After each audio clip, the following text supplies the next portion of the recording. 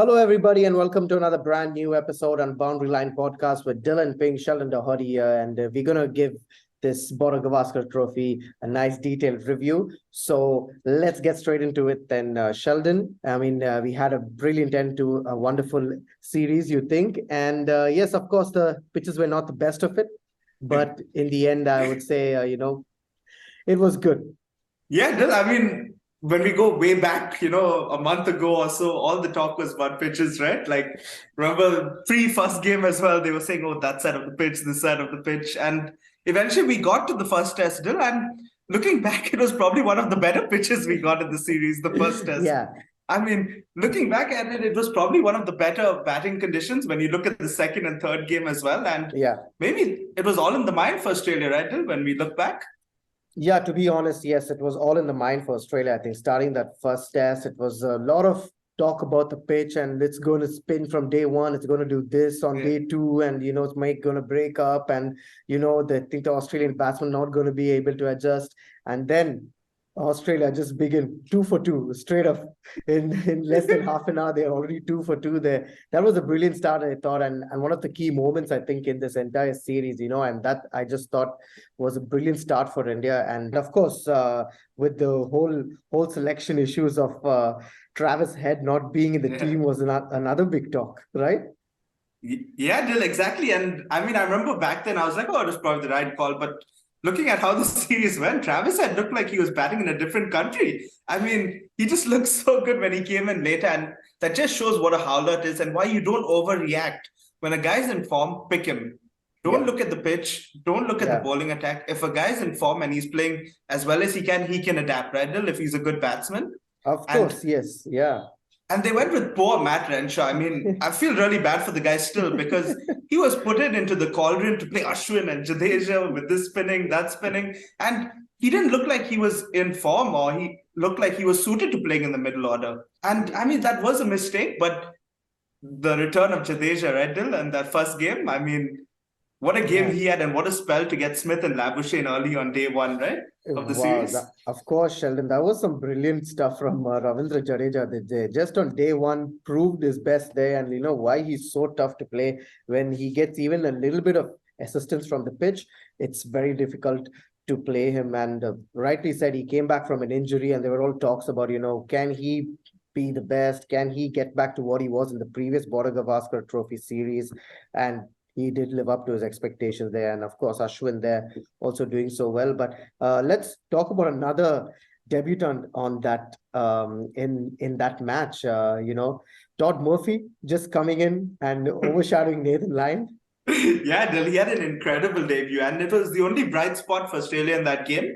Yeah. Like the way he bowled, he showed such experience, like he was playing his 100th game, not his first game. And he just bowled so well, and he took a 5-4 debut as well, and he was just so good as well. Like you wouldn't tell that he's so young as well, and he hardly played any first-class cricket.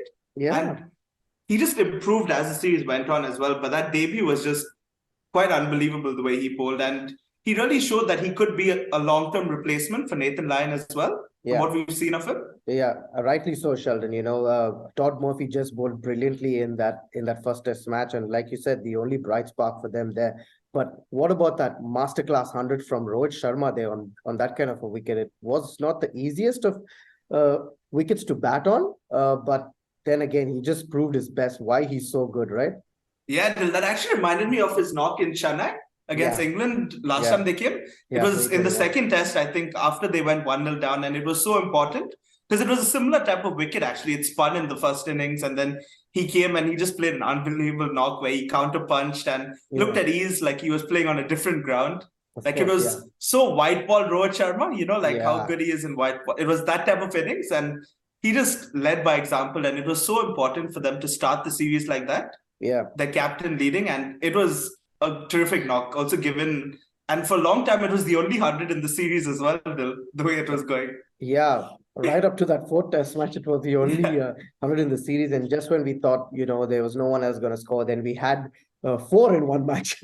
Just when you thought it was like, oh, it's just going to be 100, you get 4 in like 4 days, right? So that was brilliant to see as well. But moving on then, I think in the test match, Jadeja took a fifer. Ashwin got some wickets as well. Manas almost missed out on a half century there, from what I know. And yes, the last 5 wickets, from what I've written here from our discussion, the last 5 wickets for Australia fell for 15 runs. Yeah, and that just became the nightmares already started for them, right? Just leading up all the way up until Indore, those nightmares were there for them, right? Yeah, Dil, you think 5 for 15 was bad, and then you saw some of their batting in the other matches, and 5 for 15 wasn't that bad when you look back at it. I mean, yeah, Dil, I thought that was the most one-sided game of the series, the first game. Yeah. If we're looking, I don't think Australia competed. Yeah. For most of it, I thought it was the most one-sided game, and India pretty much dominated from the second over where they took the first wicket, and it was all India from there. Yeah. And yeah, I think it was a game which Australia lost in the mind before they played, because they were not prepared for the seamers at the start. Yeah. And in the second innings, they just came out and they'd given up the way they batted. Right? They were all out in a session or two in the second innings as well, right?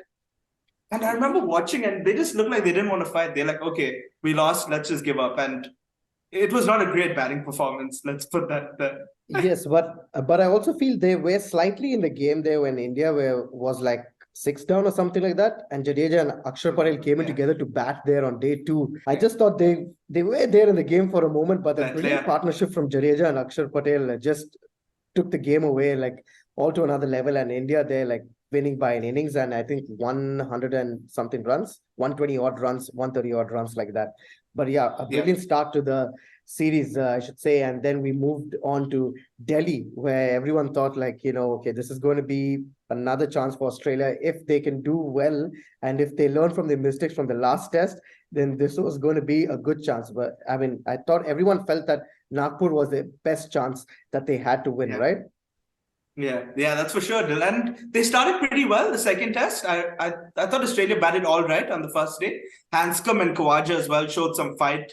And they got to 200 odd, but both of them made really hard-fought 50s on that first day. And it was not an easy pitch. I think it was much tougher than Nagpur to bat on. And at the end of day 1, you kind of felt it's an okay score. You don't know how it's going to be. Maybe it'll be similar to the first game. And then we moved on to day 2. And then Nathan Lyon, I mean, that was some spell to start the day, wasn't it?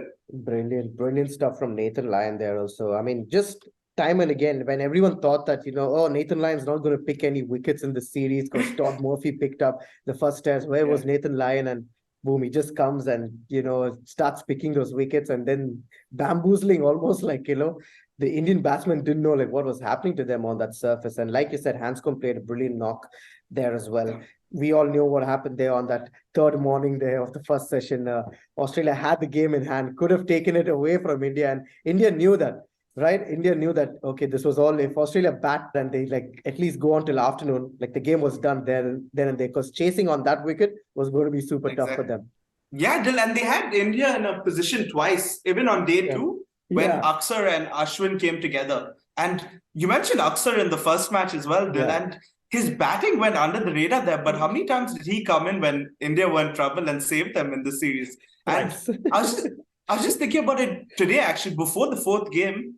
He was probably India's best batsman when you looked at it just like runs-wise. Yeah. Maybe like depending how many times he scored, I think. Yeah. I think in the first and the second. And that partnership with Ashwin took their lead, took them like level, right? Or 1 run behind, I think they were in the first innings.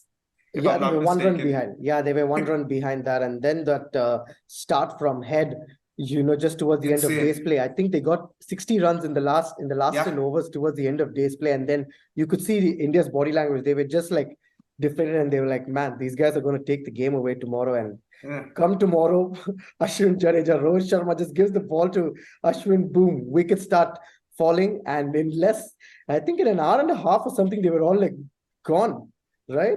Yeah, sweep city, right? It was on first day. I mean, that sweep shot, you live by the sword, you die by the sword, right? And they all kept sweeping, and they all kept missing on a pitch which was up and down. And I mean, it was quite shocking. I mean, you can say, okay, they had a plan and, they all want to stick with it. But when you keep losing wickets by it, someone's got to say, okay, this is not the shot, right? Like we lost 2, 3, 4, and then they just kept going. And I think Cummins' dismissal summed it up. I mean, because he came in and I think first ball he tried to play a slog sweep or something like that. Just try to go for it. And Jadeja like man, this is all too easy. I just have to just bowl it stump to stump, and these guys are just going to go for the sweep, right? And that was all too familiar. And then, of course, India chasing down there that total. And I think it was even Pujara's 100th Test match in Delhi, and of course he scored the winning runs as well there. So it was a nice one for him there. Then I think the third Test got moved from Dharamshala to Indore. We had all this drama happening in the middle of the first Test. Then when we got the news it was going to be moved, Pat Cummins had to fly back because of his mum wasn't keeping too well. And Steve Smith was made captain. I think they made a change. I believe Ashton Agar went home and they brought back Swepson and Matt Kunhemann. Matt Kunhemann played the second game, but he also got added to the squad after the first game. Yeah, Matt Kunhemann just came in. They felt that, okay, they're going to get more wickets like this to turn, so better to get Matt Kunhemann in. But then the third Test, Ashton Agar said, thank you very much. I'm going to go back. And with this whole drama happened with him there. And we were like, okay, this is all. I don't know how Australia are going to come back from this 2-0 because the way they lost in Delhi, I think summed up everything for them, that 4-0 was going to be on the cards, and then come to Indore, and what a brilliant display, right, from Australia. They showed the fight there, right? Exactly. I think if you had to ask 100 people what you expected to happen in Indore, almost 90 of them would have said India win easy. I don't think anyone would have given Australia a chance after what happened and all the drama off the field. But Matt Kunhemann on that first day, yes, it was spinning a lot and that pitch was horrendous, but you still have to bowl on it, right? And you still have to bowl in the right areas. And for him to take 5 wickets on his first tour of India in that game, that was the spark Australia were looking for all series. Something to get them back in it. And that was some spell, right, Dil? Early on day one of that third Test. Yeah, of course. I think Australia won the toss in that game, and they elected to. No, India won the toss. India won the toss and elected to bat. India won the toss and elected to bat, and they thought that yes, if they make Australia chase in the fourth innings, it's going to be tough. But Matthew Kunhemann was like, this is my world. Like, this is what I wanted. What a dream start to his career also. And then Nathan Lyon, Todd Murphy also chipping in, and then you thought, okay, and it's almost as they seem that that the plan to make this sort of a wicket backfire on India, because they won the toss, batted first, and everyone was like, man, if the Indians can't play this, so imagine the Australians, what they're going to do.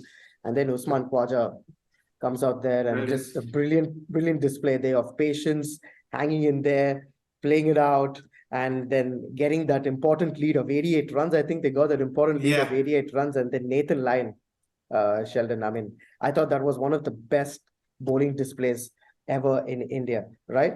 Yeah, brilliant. I think that second day was as perfect as it could have gone for Nathan Lyon. It was one of his best spells I've ever seen, and he got so many big wickets. And Australia's fielding also on that day. Usman Khawaja and Steve Smith with 2 absolute blinders. Blinders. One was at mid-wicket or something to get Shreyas Iyer out, where he flicked that, and that ball was just flying, and Usman Khawaja with a dive there was absolutely brilliant. And Steve Smith, I mean, we've always seen him take some blinders in the IPL and stuff like that. But this one, when it mattered the most, and just when you thought like Pujara was going to be the one who's going to just be there for India towards the end and get them enough score for them to to bowl Australia out. What a catch! And I thought even I think it was Cameron Green's catch on the boundary line was also good, because that ball was going. I think it was, I can't remember. I think it was one of the tail-enders, right? One of the last batsmen there, and they hit the ball, and Cameron Green just standing on the edge of the boundary line, just takes it like that and just looks back, just in the boundary line. They're brilliant. All the stuff was brilliant, and Nathan Lyon just proving why he's the best. Insane, Dylan. That also took him, I think, level with the most wickets in India in that game, and then in the last game he went above that, I think, right? Yeah, I think he was number 2 on the all-time list by an overseas bowler to get the most wickets in India. I mean, it was going to be very soon in the 4th Test that he was going to overhaul that for sure. Like, everyone knew that if he takes even 2-3 wickets, he was going to get it. But brilliant stuff from Nathan Lyon there. He won the Man of the Match award and that. And then the Indians knew that, oh gosh, like these guys now if we don't look sharp in the fourth test, these guys can really get us. And then we moved to Ahmedabad, and that whole drama there at the start with Narendra Modi and Albanese there, walking out for the friendship between India and Australia. And it was a huge thing there, right? I mean, everyone gathered there in that morning. I think there were people there only for the first star, and after that, everyone started disappearing. I was like, what the hell?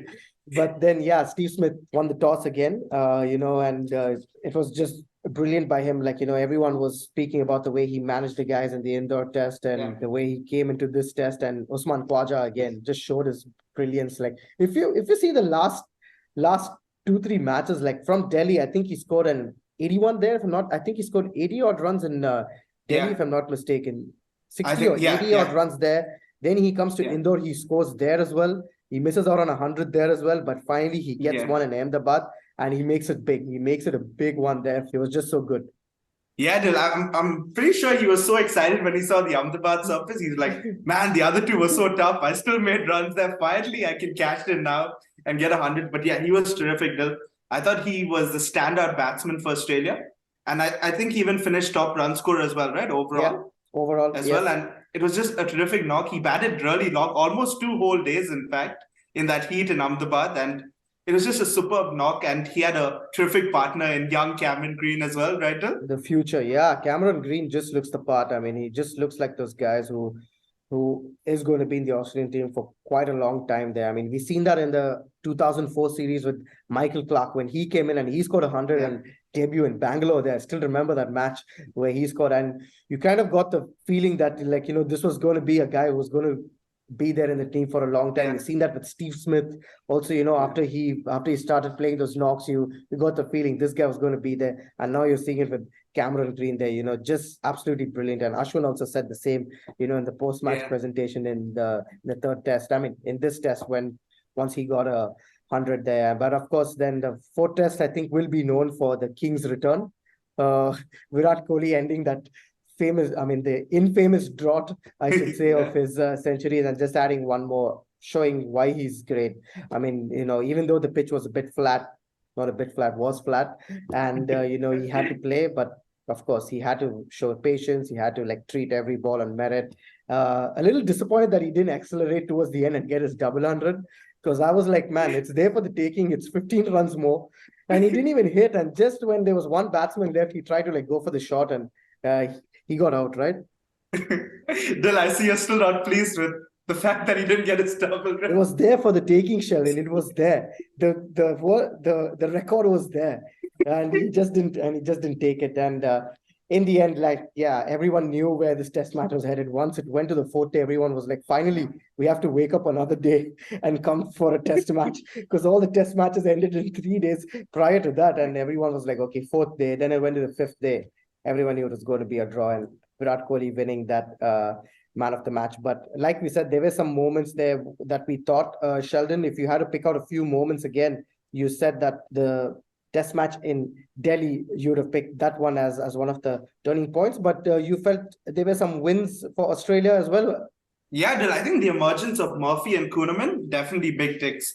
I think they both looked really good, and I think Rahul Dravid said this was the best spin attack to come to India since 2012, since Panesar and Swan. I think he mentioned that, and that's high praise. That was the last team to win in India as well, and to compliment them like that, 2 young spinners as well, both in their first tours in international cricket, to come to India and bowl. And there's so much pressure on spinners, let's be honest, when they come to India, right? Everyone expects them to just be able to bowl out a side, and they bowled superbly well. Even in Ahmedabad, which was flat, I think they bowled quite well. I don't think they bowled that bad. And I think Murphy especially, I think he's going to be Lyon's replacement. He's so young, and he just looks like he has that control to bowl even on the tougher surfaces. So I think those two are big ticks. What about you, Dil? Any other tick for Australia you could see? I completely agree with you that both the guys who came in, as replacements there into the squad, they bowled really well. I also felt Usman Khawaja, like we said, at the start, we expected a lot. He delivered.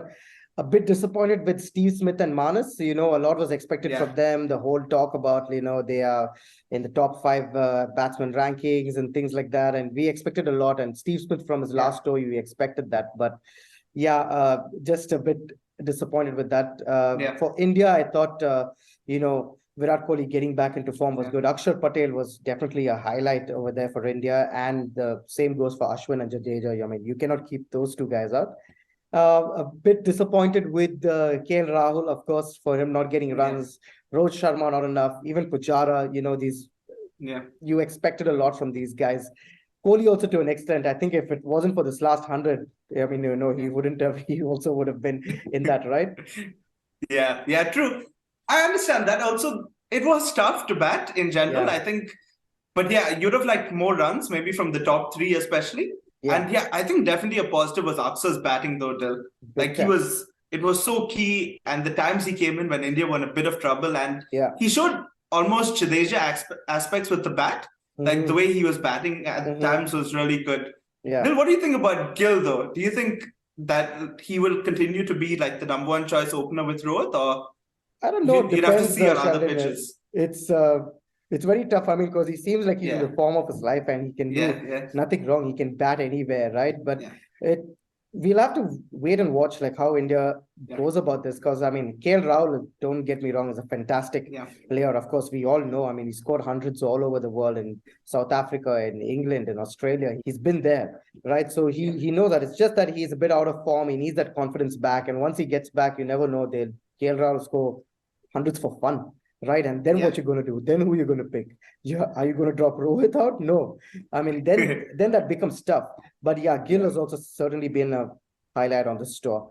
And so there you have it, guys. That was our discussion on the Border Gavaskar Trophy. And hope you enjoyed our updates on this series. But thank you so much for watching the video. Do hit the like button and subscribe to our channel if you like our content and like the videos. Also, do share the videos with your friends and let them know about it. And do follow us on Instagram. The handles are down there in the description. And do stay tuned for more updates from us. We got lots in store for you all. Thank you so much.